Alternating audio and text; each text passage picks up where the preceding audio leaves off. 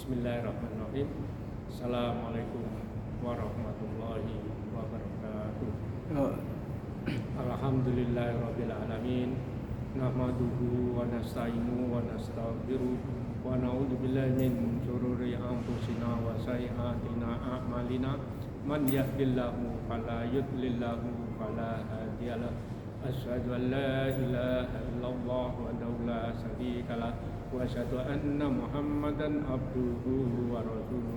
Wa salatu wa salamu ala nabiyyina Muhammadin wa ala alihi wa sahbihi wa man tabi'ahu ila yaumiddin. Amma ba'du fa ya ibadallah, usikum wa nafsi bittaqwallahi wa ta'atihi la'allakum tuflihun. Qala Allah ta'ala minal Qur'anil Karim. A'udzu billahi minasy syaithanir rajim. Bismillahirrahmanirrahim. Ya ayyuhalladzina amanu taqullaha haqqa tuqatih wa la tamutunna illa wa antum muslimun. Wahai orang yang beriman, bertakwalah kepada Allah dengan sebenarnya takwa kepadanya, dan jangan kamu mati kecuali dalam keadaan shadaqallahu. Masyaallah muslimin, jamaah Masjid Al-Makamah yang dimuliakan Allah, marilah kita senantiasa berpuji syukur kepada Allah Subhanahu wa taala yang telah memberikan kepada kita nikmat iman, nikmat Islam serta nikmat sehat, sehingga kita dapat melaksanakan salat zuhur berjamaah.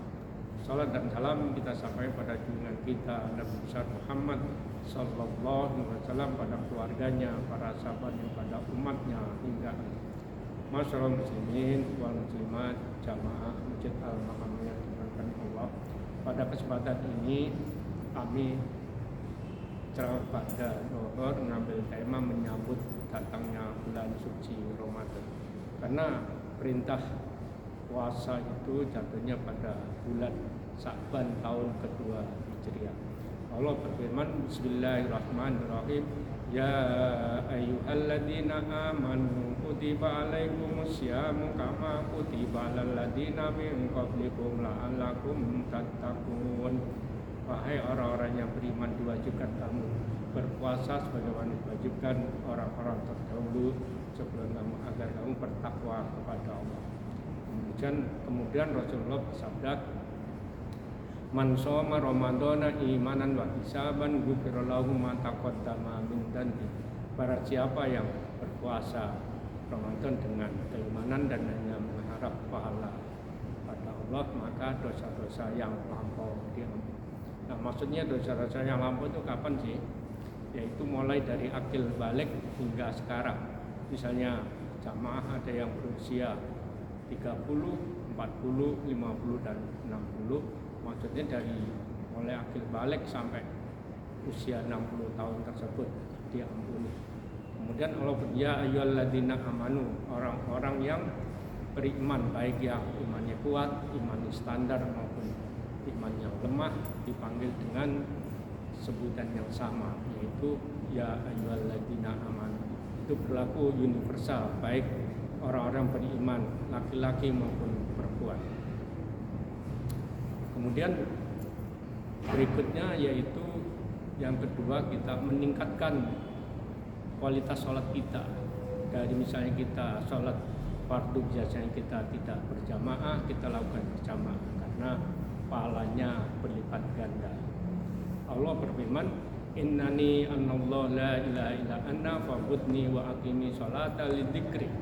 Sungguh aku ini Allah, tidak ada Tuhan yang patut disembah kecuali aku. Laksanakan sholat untuk mengingatku. Kemudian Allah berfirman di surat yang lain, yaitu Utlu ma uhiya ilaika kitabi wa aqimis sholata inna sholata tanha anil fahsya'i wal munkar wa la dzikrullahi akbar wallahu ya'lamu ma tasna'un. Bacalah Al-Quran yang telah diturunkan kepada Nabi Muhammad.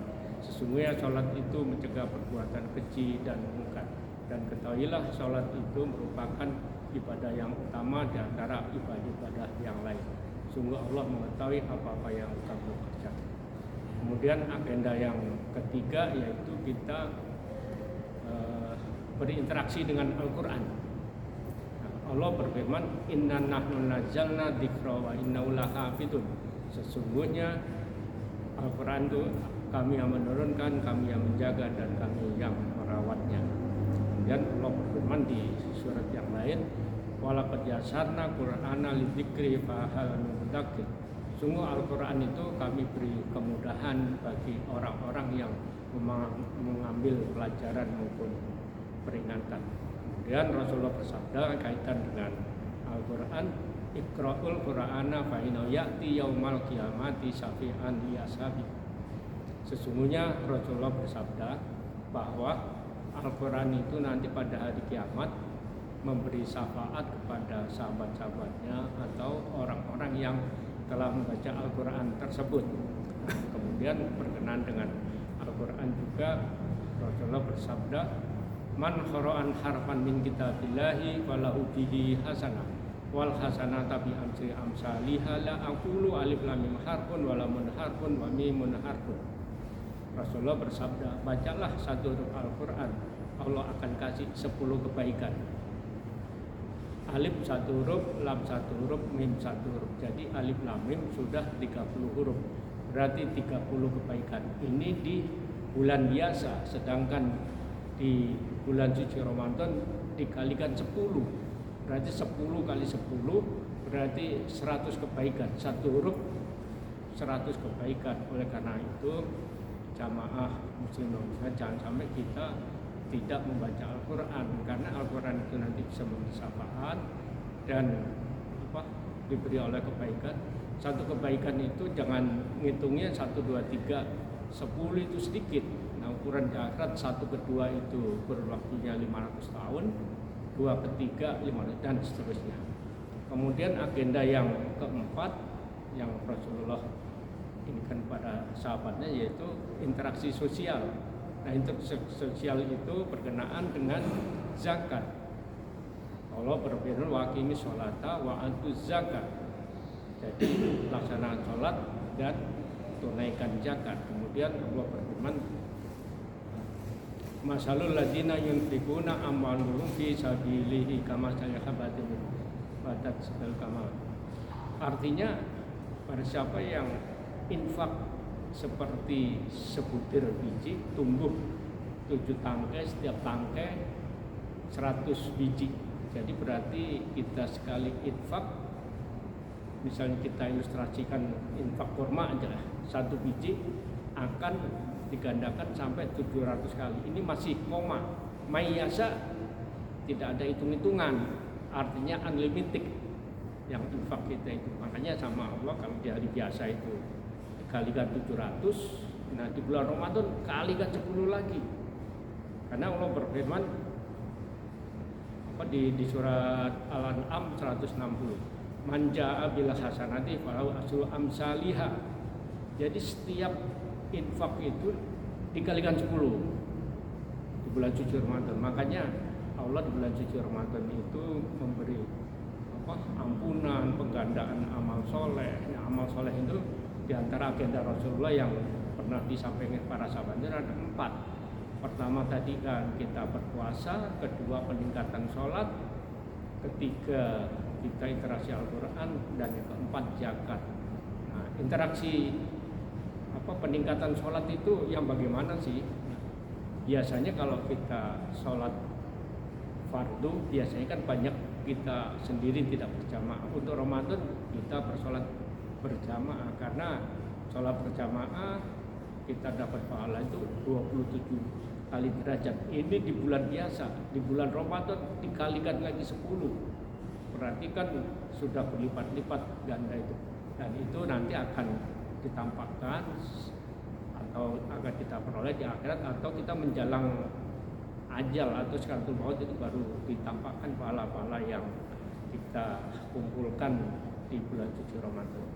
Mudah-mudahan tausiah singkat dapat membawa manfaat, dan di bulan suci Ramadan nanti kita tinggal melaksanakan. Jadi kita buat agenda, misalnya skala prioritas pertama itu kita puasa. Nah, puasa itu ada ibadah siang dan malam. Nah, kalau yang malam itu disebut ibadah qiyam, dari mulai maghrib sampai sahar. Sahar itu waktunya itu hanya setengah jam menjelang sholat subuh. Kemudian ibadah siang, yaitu siap untuk puasa dari mulai fajar sampai terbenam matahari. Jadi pertama agenda kita di bulan suci Ramadan nanti, pertama puasa, jangan kita nggak puasa. Yang kedua peningkatan sholat. Yang ketiga interaksi dengan Al-Quran. Dan yang keempat kita menunaikan zakat. Mudah-mudahan ada manfaatnya. Billahi taufiq wal hidayah. Assalamualaikum warahmatullahi wabarakatuh.